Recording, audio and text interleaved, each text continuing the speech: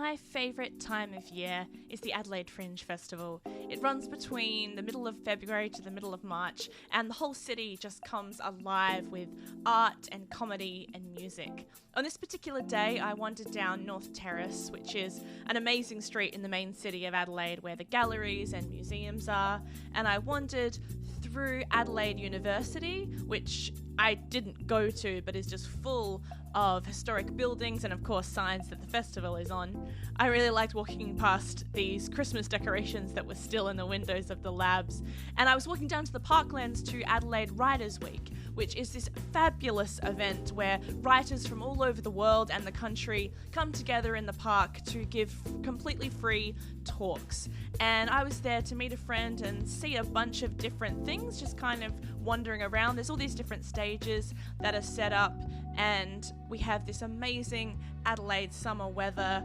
and writers and people listening just everywhere. We listened to a few slam poets at first. Some were great, some were not so great. We actually moved a little bit further away as it got a little bit awkward. Listening to bad poetry, I don't know if there's anything worse, but some of them were just wonderful. And then we listened to this YA panel all about this book of horror anthology stories that was just incredible to listen to. I just love listening to writers.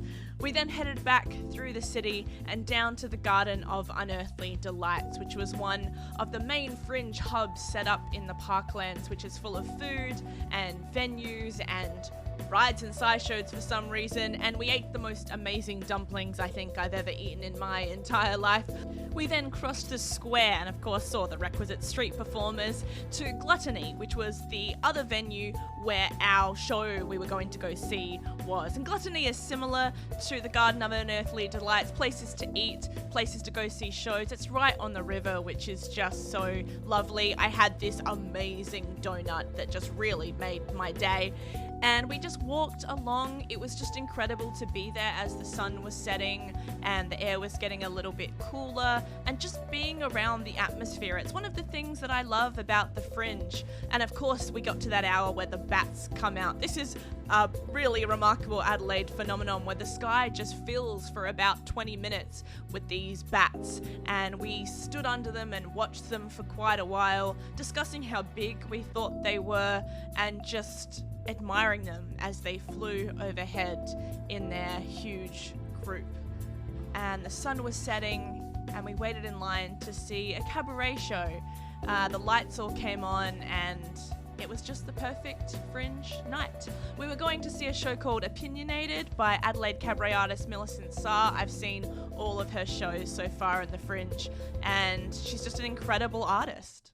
He doesn't need a hand grenade, no weapons on her crusade, with just ruthless conviction as her ammunition and her words as her only blade. I get jealous of other women who are thinner or prettier than me, but then I make myself think about who it is that benefits if women just tear each other down and compete. And what does it matter who's thin or who's pretty? I want to know who's smart, strong and kind and brave, cause I'm sick of a system that's taught me the way that I look's more important than how I behave. But if And after the show, we walked back out through Gluttony, talking and basking in the joy of seeing an amazing live performance that was moving as well as being hilarious. And we walked down Rundle Street where all the restaurants spill out onto the road as it's blocked off by cars, and reflected on this glorious day and were reminded of why the Fringe is my favourite time of the year in my city.